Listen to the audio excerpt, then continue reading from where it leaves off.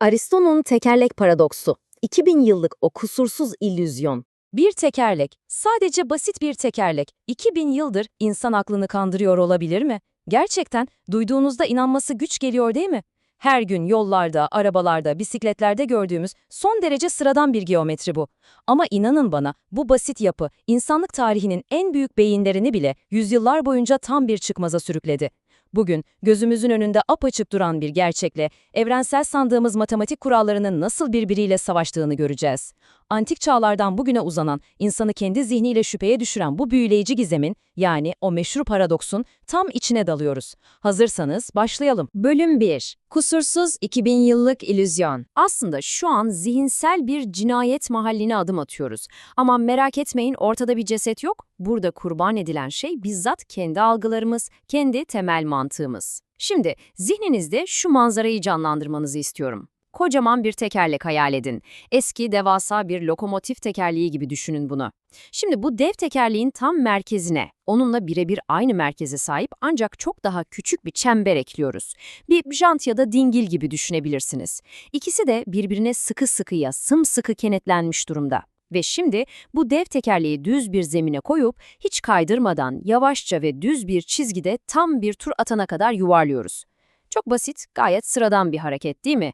Ama bir dakika. Çelişkinin tam kalbine geldik. Büyük tekerlek bir tam tur attığında zeminde bıraktığı o dümdüz yol aslında kendi devasa çevresine, yani o dış çemberin uzunluğuna tam olarak eşittir.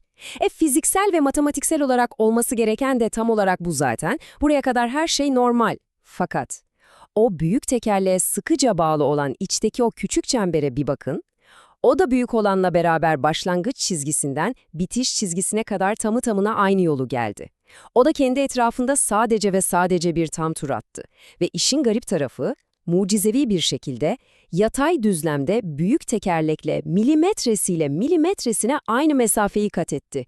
Nasıl yani? İşte hepimizin beynini yakan, binlerce yıldır insanları gerçekten uykusuz bırakan o can alıcı soru bu. Büyük çemberin çevresi bariz bir şekilde çok uzun. Küçük çemberinki ise çok daha kısa. Her ikisi de havada ne bir eksik ne bir fazla, tam olarak bir tur dönüyor. O halde çevresi bu kadar kısa olan küçük çember nasıl oluyor da hiçbir noktayı atlamadan büyük çemberle birebir aynı yatay mesafeyi alabiliyor? Yani mantıken şöyle düşünmez miyiz? Küçük çember bir tur döndüğünde sadece kendi o kısacık çevresi kadar yol almalı ve çok daha gerilerde bir yerde kalmalıydı ama kalmıyor. İkisi de aynı bitiş çizgisine ulaşıyor. Şayet bu durum şu an size inanılmaz saçma geliyorsa, yalnız değilsiniz, hiç merak etmeyin. Bu gizem, M.Ö. 4. yüzyılda Aristoteles'in meşhur Mekanika adlı eserinde kayda geçtiğinden beri, tarihin en zeki insanları bile bu işin içinden kolayca çıkamadı.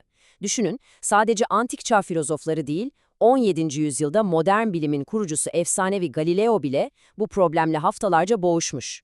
Ve bu işin tam anlamıyla böyle matematiksel bir doygunlukla çözülebilmesi için ta 19. yüzyıla Georg Cantor'un sonsuzluk teorilerine kadar beklememiz gerekecekti. Bölüm 2. Yanlış varsayımlarımızla yüzleşme. Artık dedektif şapkamızı takıp bu kusursuz illüzyonu paramparça etme vakti geldi. Bu zihinsel cinayet mahallinde bir numaralı şüphelimiz tekerlek falan değil. Doğrudan bizim kendi algılarımız. Evet, hata doğanın kanunlarında değil. Ta çocukluktan beri kafamızın içine kazınmış o köklü inançta. Nedir o inanç? Dönen bir çember her zaman kendi çevresine tam olarak eşit bir mesafe kat eder. Hepimiz böyle biliriz, değil mi? Ama aslında bu fizikte öyle şartsız koşulsuz, her durumda doğru kabul edilen bir yasa değildir. Bu sadece ve sadece çok özel bir şart sağlandığında geçerlidir. Ve biz bu şartı genelde gözden kaçırırız. İşte ihtiyacımız olan o özel şartın adı kaymadan yuvarlanma. Yuvarlanma kelimesinin fiziksel tanımına bir bakalım. Bir tekerleğin gerçekten yuvarlanabilmesi için zemine değen o en alt noktasının tam o an için hızının 0 olması gerekir. Yani tekerlek adeta asfalta tutunacak, hiç kaymayacak, yeri sıkıca kavrayıp tüm bedenini ileri doğru itecek. Peki, bizim bu paradoks düzeneğimize geri dönersek, bu kaymadan yuvarlanma işini kim yapıyor? Sadece ve sadece dıştaki büyük tekerlek. Yolu kavrayan, fiziksel olarak hareketi dikte eden tek unsur o. Asıl patronu. Bölüm 3. Fiziksel çözüm. Yani taşınma gerçeği. İyi de peki o zaman o kafa karıştırıcı küçük çember ne yapıyor? Bu devasa gizemin çözümü aslında küçük çemberin ne yaptığında değil, ne yapmadığında saklı. Kendinize şu çok basit soruyu sorun. Küçük çember yere değiyor mu? Hayır. Havada büyük tekerleğin içinde öylece asılı duruyor. Yani zemine karşı yuvarlanan bağımsız bir tekerlek değil ki o. O sadece büyük tekerleğin gövdesinin içine hapsolmuş bir yolcu. Kendi ekseninde dönüyor, evet. Ama aynı anda büyük tekerlek onu ileri doğru taşıyor. Yani fizikteki adıyla öteleniyor. Dolayısıyla küçük çemberin aldığı o büyük yatay mesafeyi belirleyen şey kendi çevresi değil, onu sırtında taşıyan dev tekerleğin attığı büyük adımlardır. Bunu zihninizde tam anlamıyla oturtabilmek için harika bir örneğimiz var. Hani arabaların jantının tam ortasında ya da lastiğinin yan yüzeyinde o markanın küçük dairesel bir logosu olur ya, işte onu düşünün. Araba yolda ilerledikçe bu logo da elbette lastikle beraber fırıl fırıl döner. Ancak logo yere değmiyor. Yere değmediği için de ben kendi o küçücük çevrem kadar yol almalıyım gibi bir fiziksel zorunluluğu yok. Araba ileriye doğru 100 metre mi gitti, o küçücük logo da uzayda 100 metre ileri taşınmış olur.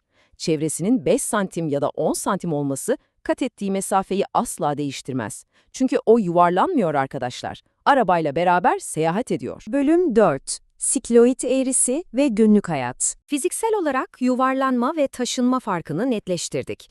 Peki işin o zarif, estetik, geometrik boyutu nedir? Gelin bu tekerleklerin üzerindeki noktaların havada görünmez fırçalarla çizdiği o büyüleyici izlere bakalım. Dış çemberin yere değen bir noktasını, mesela lastiğin üzerindeki parlak kırmızı bir noktayı takip ettiğinizi düşünün. Bu nokta havada devasa, geniş ve yukarı doğru sıçrayan kavisler çizer. Geometride bu yörüngeye sikloid eğrisi adı verilir.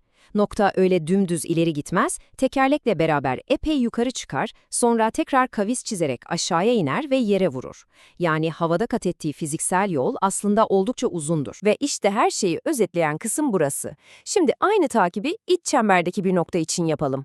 Bu nokta merkeze çok daha yakın olduğu için yukarı doğru öyle devasa zıplamalar yapamaz. İzlediği yol çok daha basık, çok daha hafif dalgalı ve yatay düzleme oldukça yakın bir eğridir. Yani en başa o paradoksun tam merkezine dönersek, evet dışarıdan bakıldığında iki tekerlek aynı bitiş çizgisine ulaşıyor ve aynı yatay mesafeyi kat etmiş görünüyor olabilir. Ama gerçekte dıştaki nokta o devasa kavislerle havada çok uzun bir mesafe uçarken, içteki nokta havada çok daha kestirme, kısa ve düz bir yolculuk yapıyor.